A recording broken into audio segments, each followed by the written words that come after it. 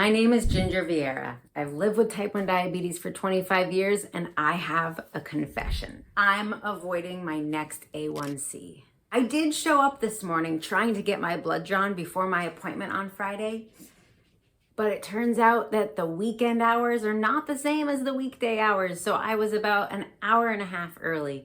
And you know what I did? I turned around and left. I already know my next A1C isn't gonna be good. I know that my A1C result is definitely gonna probably be at least a half point higher than my last A1C result. And all the A1Cs before that, I've been hanging out pretty steadily in the high fives for years. I think my next A1C is gonna be like mid sixes. And hey, mid sixes is a great A1C, don't get me wrong. But I know that my A1C is gonna jump up for a whole bunch of reasons.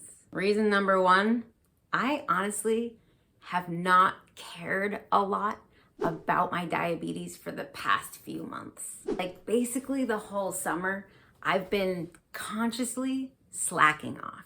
And I know why. I went through a really stressful breakup at the beginning of the summer, and honestly, it was stressful all summer long. It was just a huge life change. It was the biggest breakup I've ever experienced. It was heartbreaking, even though it needed to happen. I've never experienced something as an adult that was so emotionally devastating. Even the loss of my father was something that I could process pretty clearly. It was a really bad accident and it happened and there was nothing anybody could do to prevent it. For me, this breakup was different.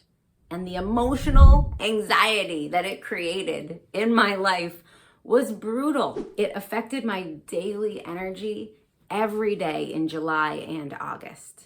And now I'm at the end of September and I've rallied. I'm feeling more like myself again.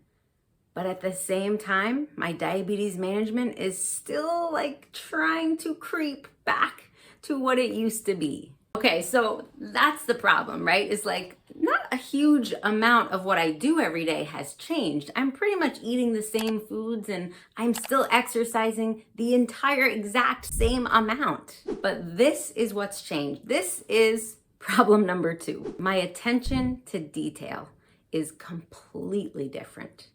I'm not thinking ahead about my blood sugar or my insulin dosing or what I'm about to eat.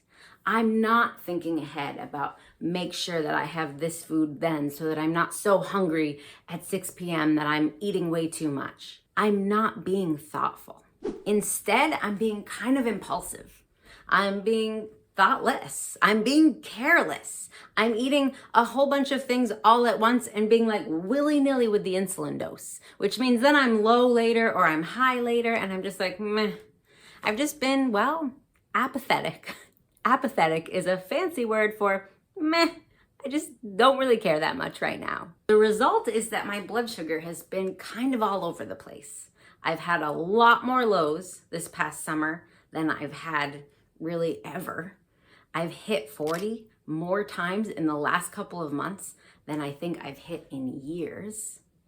Normally, my daily goal is to have no lows. So the fact that I'm hitting 40 multiple times a week tells me something. It tells me I really need to like dial it in and start being more thoughtful.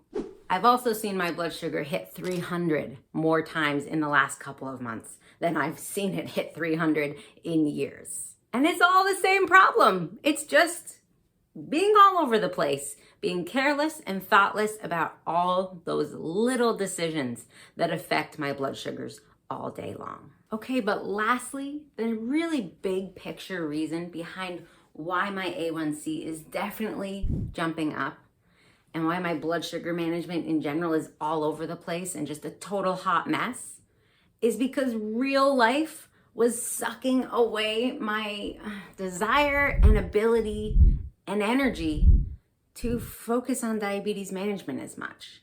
And that's one thing I had control over. I felt very helpless over here, right? With this stuff going on in real life. So one way that I coped with that was by just backing off on something that was really time consuming and energy consuming. Diabetes management, right? Of course, as a result, diabetes becoming harder to manage doesn't actually give me more energy.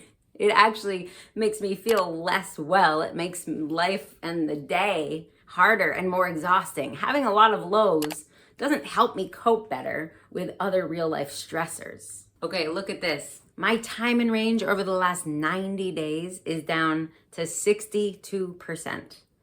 Now, that might be great for some people, but for me, I'm normally in the 80s. So 62% is definitely a decline for my management. I'm high 31% of the time, and I'm low 8%.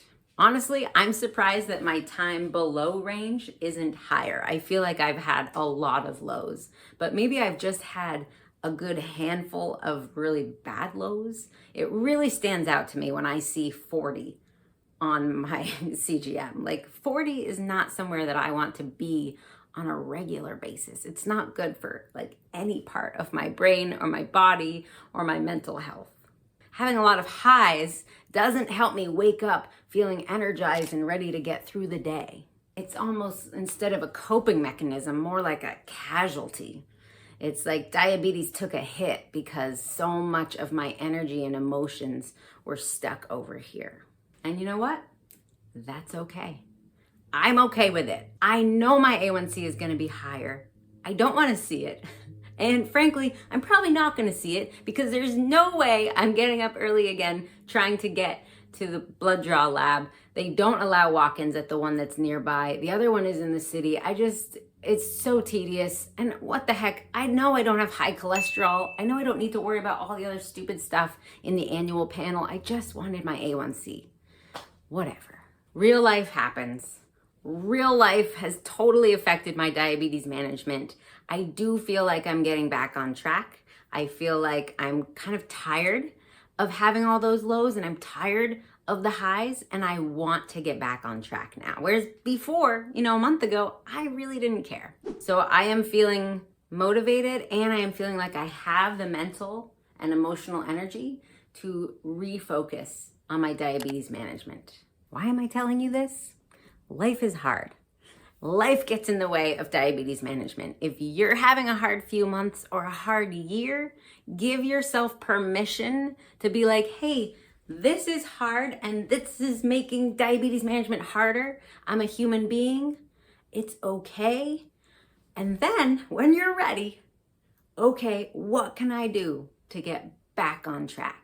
I know that one of the very first things I can do to get back on track is start my day with that meal that I know really sets my day on a good note, which is my apple and peanut butter. Tried and true. I know how to dose for that. I know how it affects my energy.